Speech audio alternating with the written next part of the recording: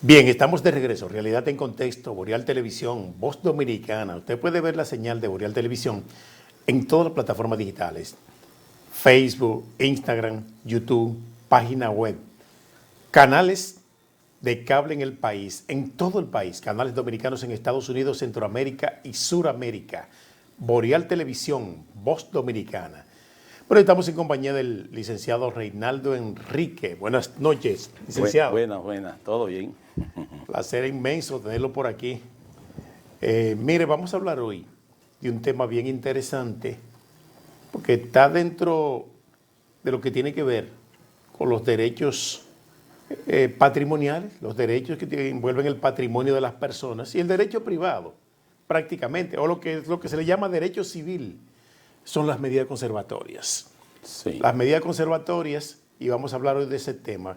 Para usted, ¿qué son las medidas conservatorias? Fíjese, el conjunto de esas medidas envuelven un procedimiento que tiene como finalidad garantizar con un cobro compulsivo el derecho que tienen los acreedores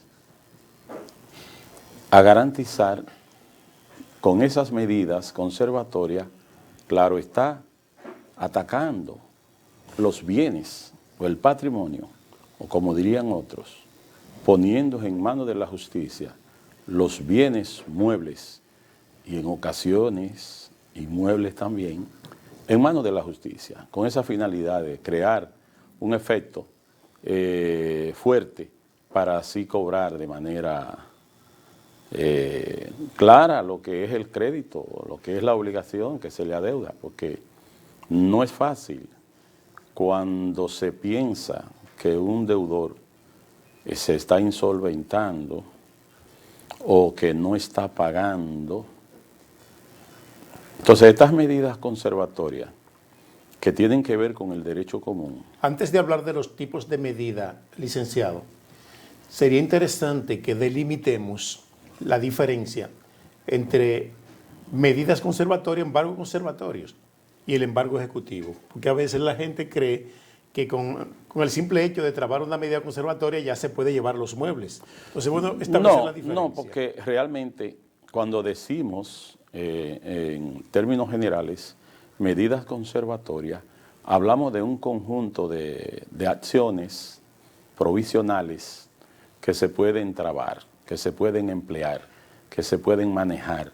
Entonces, cuando se habla del embargo ejecutivo, no se está hablando de una medida conservatoria, sino de una medida ejecutoria. Efectivamente. Entonces, cuando hablamos de medidas conservatorias, no estamos haciendo alusión de manera técnica a lo que es la ejecución de los títulos o los títulos en ejecución, como usted lo quiera llamar, que el embargo ejecutivo es uno de esas medidas o de esos procedimientos ejecutorios compulsivos que se hacen en virtud de títulos, que no es así en el caso de la medida conservatoria, porque tenemos entonces, sí, en el caso de las medidas conservatorias tenemos que tener una autorización de un juez, en el caso de que no tengamos a mano un título, porque usted dirá, bueno, pero ¿puedo yo trabar alguna medida conservatoria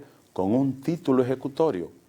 Yo le diría que sí, porque quien puede lo más, puede lo menos. Correcto. Si usted tiene un título ejecutorio, y llámese por título ejecutorio, una primera copia certificada, o como le llamamos, compulsa notarial, que envuelve la obligación de pagar sumas de dinero, y usted no está interesado en hacer un embargo que bien puede ser ejecutivo, porque envuelve una obligación personal, y iría a trabarse sobre bienes muebles, pero también podría ser un embargo inmobiliario, porque ya hay un procedimiento que ha implementado nuestra Suprema Corte de Justicia para que en virtud de un pagaré notarial se pueda trabar algunas medidas de carácter inmobiliario. Claro que sí, se pueden inscribir hipotecas judiciales definitivas en virtud de un pagaré notarial.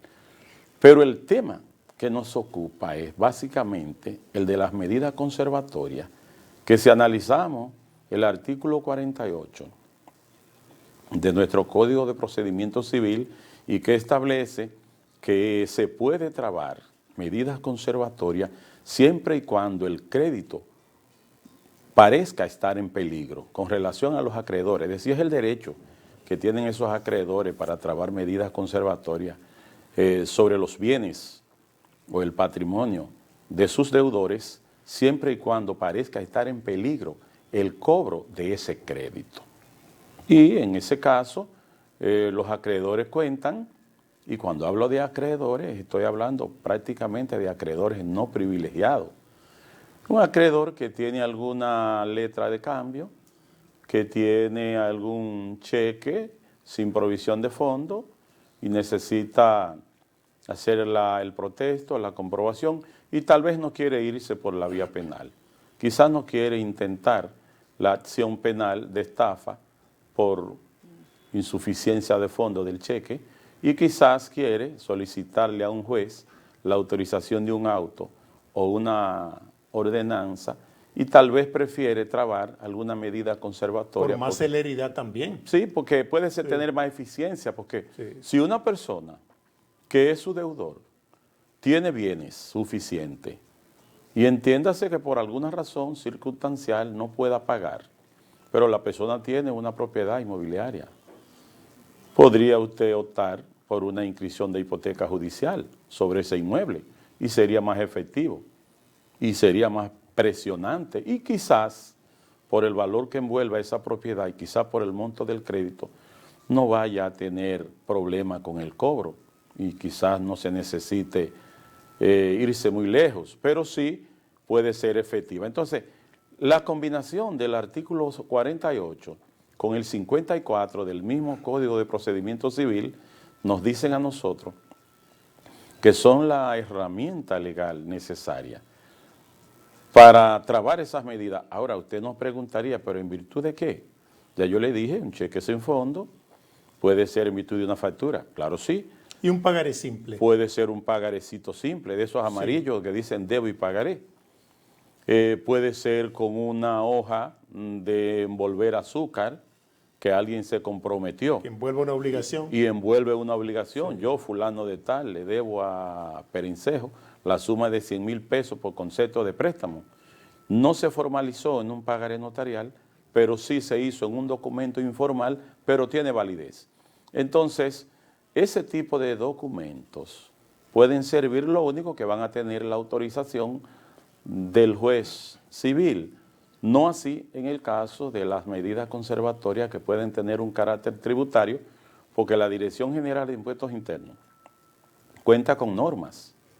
Y está la norma número 9, la número 6, bueno, existe la resolución 56, hay el nombramiento de un ministro, administrador, ejecutor de medidas, y siempre va a ser con la finalidad de procurar que el crédito, en este caso fiscal, que luzca estar en peligro, pudiera entonces generar alguna medida sancionadora, alguna medida de coerción y así también poner en manos de la justicia esos bienes muebles e inmuebles y lograr, usted me dirá, bueno, pero ¿y cuáles serían esas medidas que se pueden trabar? Una pregunta antes de las medidas.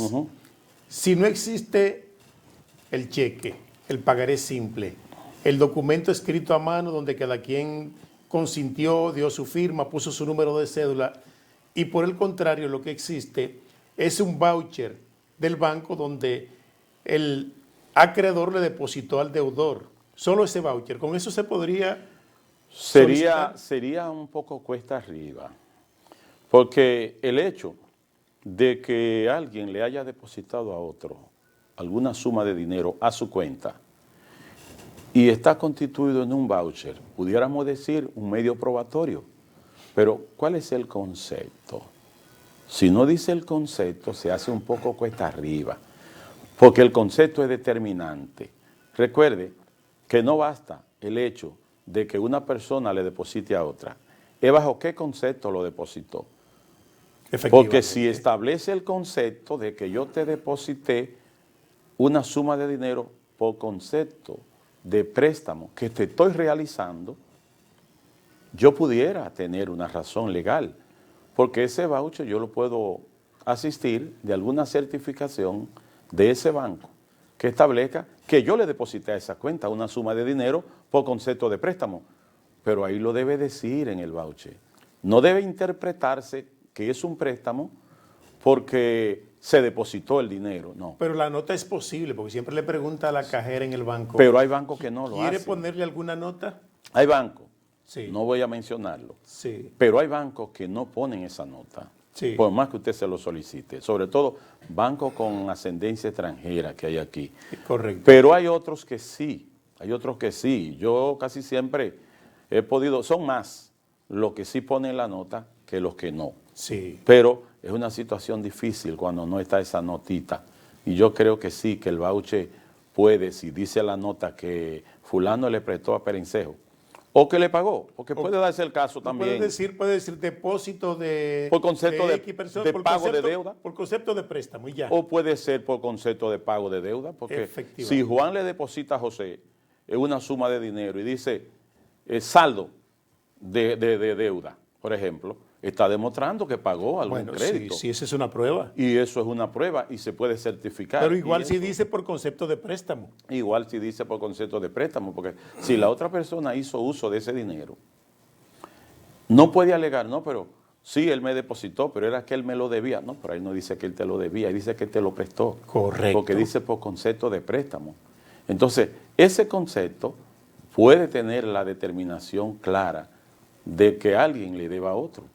Y yo entiendo que sí, que puede servir de base, uno lo certifica y puede ser que los jueces también, previa intimación, porque en el caso del derecho común, del derecho privado, casi siempre cuando alguien tiene una obligación personal con otra, ¿qué es lo que hace? Que utiliza el documento probatorio del crédito y le hace una intimación de pago a la otra. Puesta en mora.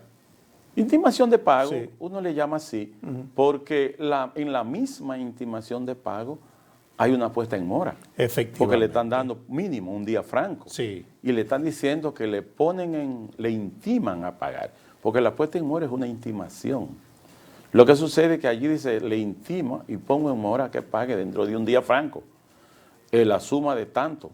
Entonces, esa persona no obedece al pago de ese crédito y probablemente ese crédito luzca estar en peligro. Entonces, el juez de lo civil podrá, en el caso de que el crédito sea a favor de una persona privada, porque debo aclarar que si el crédito suyo es fiscal, porque usted tiene una empresa constituida y usted no ha cumplido con su pago por sus operaciones comerciales, es evidente que la Dirección General de Impuestos Internos cuenta con las herramientas necesarias y no tendrá que solicitarle autorización al tribunal, sino que logra, porque el mismo Estado, y ya el Tribunal Constitucional, ha decidido la constitucionalidad de esas acciones de cobro compulsivo, de esas medidas conservatorias por parte de la Dirección General de Impuestos Internos, y ahí está el artículo 57, numeral 2 o numeral segundo del Código Tributario, Ley 92-11, ahí están los artículos 81, 82, 85, para trabar todas las medidas que sean necesarias. No sé si usted quiere que pasemos a la clasificación. Sí, hablemos de esas medidas. Bueno, luego de la pausa, entonces estaremos hablando de este tema. Regresamos en breve.